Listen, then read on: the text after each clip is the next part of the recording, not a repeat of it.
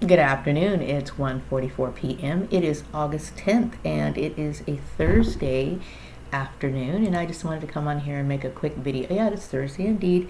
Just want to make a quick video, kind of say what I'm doing lately. Not much. I mean, pretty much the same thing every day. I have been like looking for work, and when I say looking for work, there's times where you apply to jobs just because, like I said, there is a requirement of me to do so. But like I said, I'm at a point right now where I don't have a specific. I do have goals, but it's like you're dealing with an environment that was created by, I believe, Karen Johnson. And I hope Karen Johnson's listening. I'm sure she does. Okay, I'm sure she listens to my videos. But when you create issues like this, you really do put a lot of confusion into a person because they don't really know where to go or what to do and what they're focused on and what you don't know, because it's like it gets so weird. But anyway, it's pretty much the same thing. Like it's a same routine pretty much. I try to shake it up a little bit. I don't really leave the house much. Of course, I have to watch gas and stuff, and I try to move my duties. Like I get up in the morning and I usually water my flowers, and then that's where the day starts. And I make coffee if I want coffee that day, and then whatever.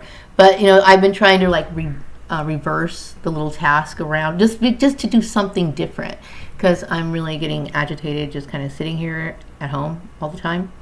And of course, I have been studying, but I have put my assignments off on hold. I have been very demoralized with this issue. I know I mentioned that I'm kind of blotted out on social media, so it's like, why should I add blogs to my LinkedIn page if no one's really looking at my LinkedIn page? Which I know that they are, because when you're dealing with gang stalking, human trafficking, and this sort of stuff, they do kind of block. They either block numbers, skew numbers, will not review numbers, or whatever. But I know, because this is a professional issue, that I probably people have been instructed to not associate or attach themselves to me, because of their little competition that they wanted to play. Karen Johnson, right?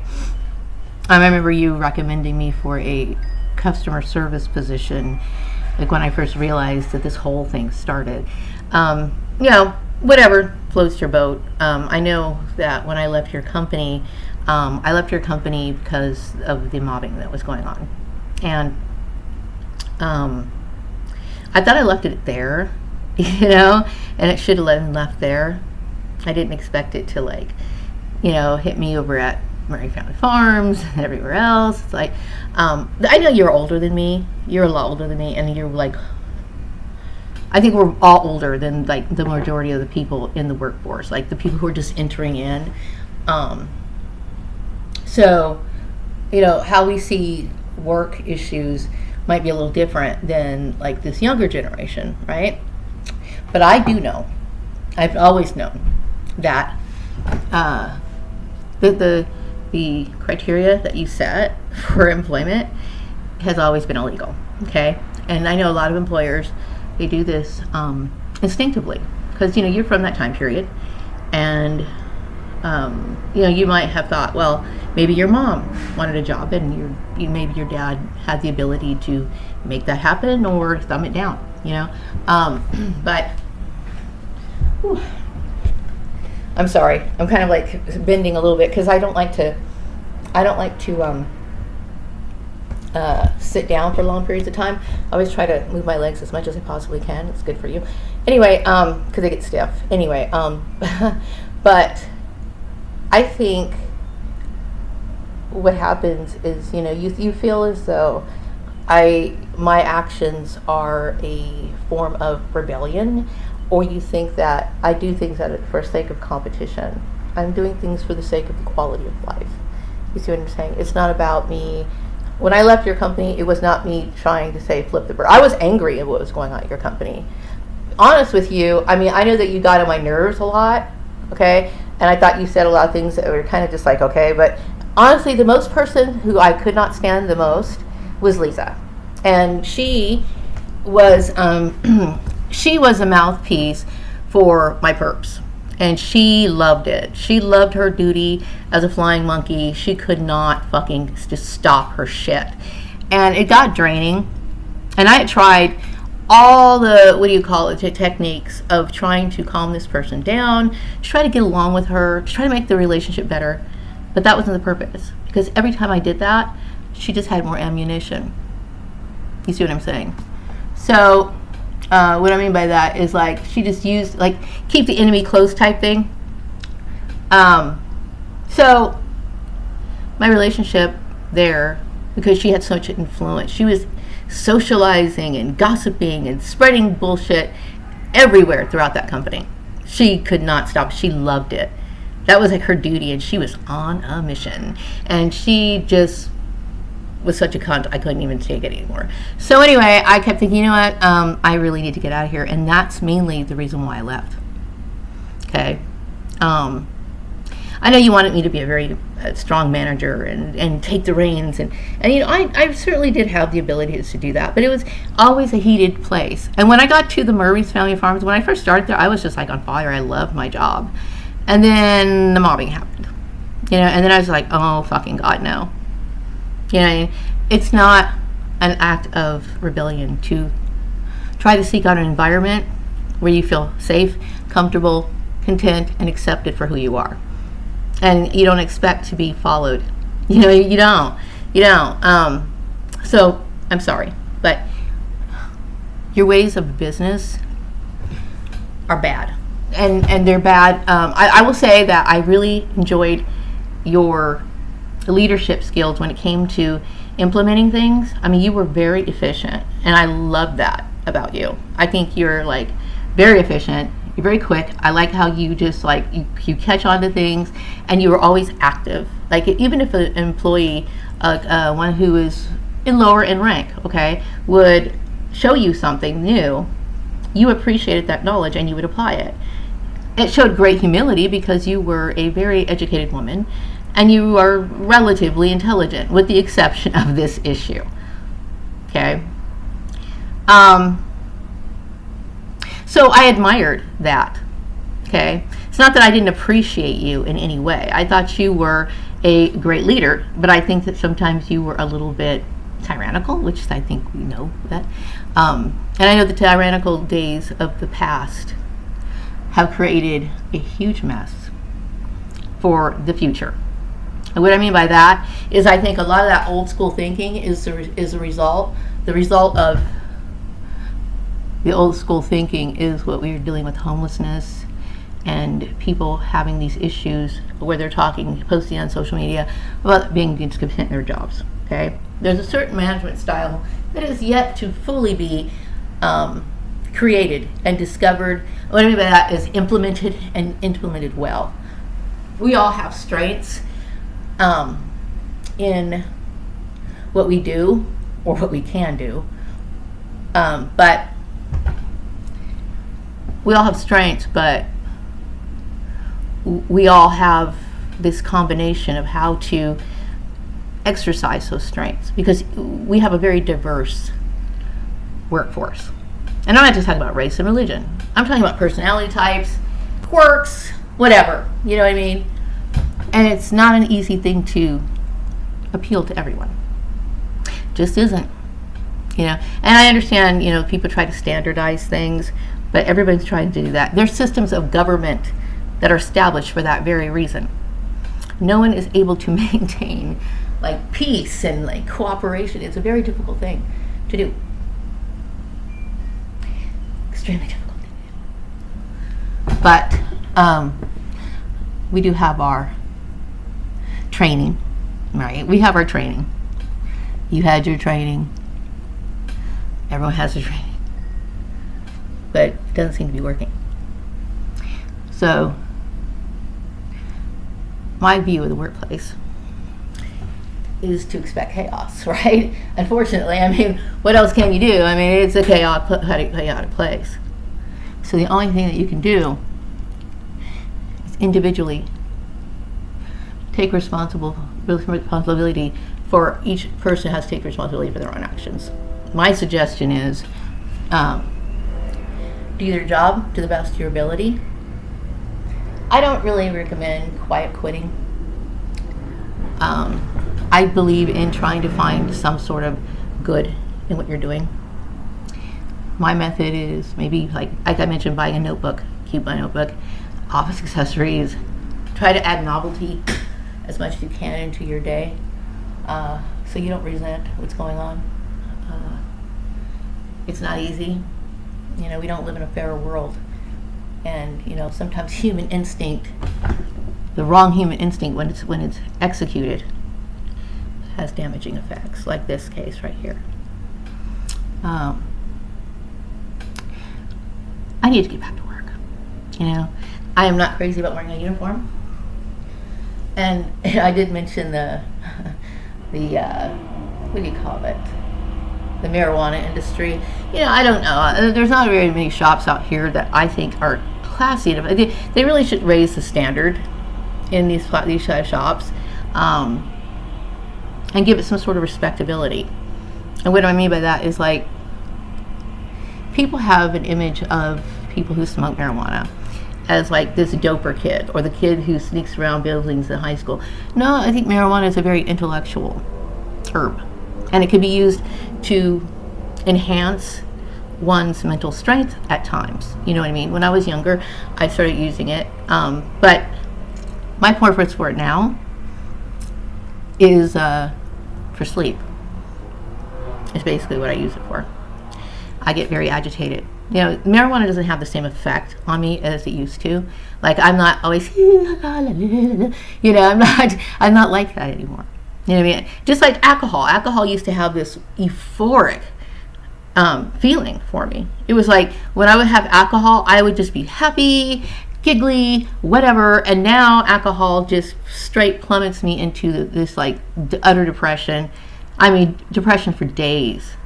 Like really bad. Okay, so I don't drink alcohol anymore because the chemistry in my body is not the same as it was when I was younger, and it doesn't respond to it the same way. Now, similarly for marijuana, doesn't have the same happy and magical feeling that it used to have. When I was younger, it had that. It did. Now, marijuana is my method for sleep, relaxation. You know what I mean? That's pretty much what I do it for. When I do. Okay, I don't do it very often.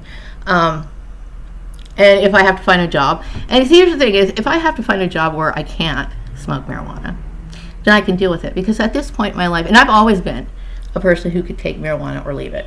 And I will tell you how I explain this. When I first moved to Bakersfield, I wasn't smoking anything. I wasn't. And I was known back in the Antelope Valley for, like, I would find weed. Okay, if I wanted weed when I was younger, I am not kidding you.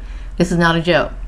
If I wanted weed when I was younger, even if I just moved into a new place, if that was my mission, I was going to find it. And I would find it by the end of the day. Seriously. That's how much I needed weed.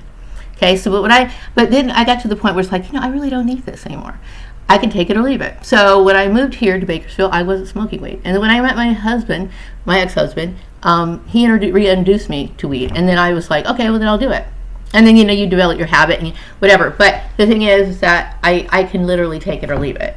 But it is a sleep method for me now. I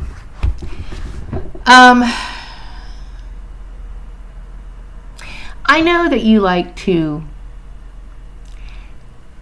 play these competitive games, okay? I know you do, okay? But they have really worn me down. They have made me very ill. And I can see why people get sick, fatally ill, because of the workplace. It's such a bad place. Now, I don't think a lot of people aren't aware of what their actions as a leader could cause. It can cause peace, I'm serious, and it can cause destruction. And when you, as a leader, behave an activity or even say something negative to another employee about another employee, you're giving them permission to bully that person. You don't realize it, but you are. So leadership needs to improve. It just does. I remember when I was over at a pharmacy place shortly after leaving Murray Family Farms. The lady who was training me was probably one of your friends. Okay? This woman was harassing me. I wrote her a nice note after I left the company. But see, what it does is that it spreads like a social cancer. And it causes hatred in people, illogical hatred in people. And I had to deal with that. And I hope that this sets an example for people. Okay? I didn't deserve what happened to me. Oh, there's a lint in my hair. Sorry. I didn't deserve what happened to me. I left your place to find peace. And I'd like to have it now. I would love to have it now. As I am basically on my last stretch of life, I would like to have it now. If you don't mind. I don't want to play games. You know? I've been a decent person. I'm not good. No one's good but God, right? I don't like to use the word God, and I'll tell you why. Because God is a title. We use the word God. That's not his name. That's why when Jehovah's Witnesses do use the name Jehovah. But, you know, I usually say this universal force, this power, this holy supreme being. But yeah, I understand when people say God. I gotcha. I know what you mean. Anyway, I don't want to go into this too much, but the workplace needs to have a certain form of conduct that can only be dealt with individually by each. They can be managed individually by each employee. Okay, they themselves need to literally follow the advice of every ancestor, regardless of your racial background, has been giving you for years. And that advice is universal. Mind your own business. You're there to do a job. Employee engagement is not to harm other people. It is not to harass them. It is not to belittle them. It is not to one-up them. Okay? Excel at your job and find satisfaction in it. And then earn your income. And take care of your families and yourself. Because that's why you're there. Or at least I hope that's why you're there. God forbid if this is a political game. Because God knows I'm not a political person. Even though I certainly have my opinions that might shock you. But I do have my opinions. And I try to keep them to myself. The only reason why I talk about them, because I had to get out of this shit. You know? I'm tired of it. And so I'm going to wrap this video up. I've been up all night, agitated, for reasons, you know why. And I'm going to need to take a nap. I'm really kind of feeling not too good. Wrapping this one up. Take care. Oh, wait, I also want to say that the thing with the uniforms, that is, to me, abusive because I'm not married. And it was, like, kind of harassing to me. And people need to work in environments where they feel comfortable and where they feel enjoyment. You don't have to love your job, but this is one of the reasons why people are unhappy, because situations become unbearable for them. You gotta understand, work cultures are only based on things that should be agreed upon with everybody. And it should be something that a person knows what they're getting into before they get into it. Otherwise, it's going to be regrets, short-term employment, the turnover, everything else. So we'll talk about that in some other video. I gotta go. Take care.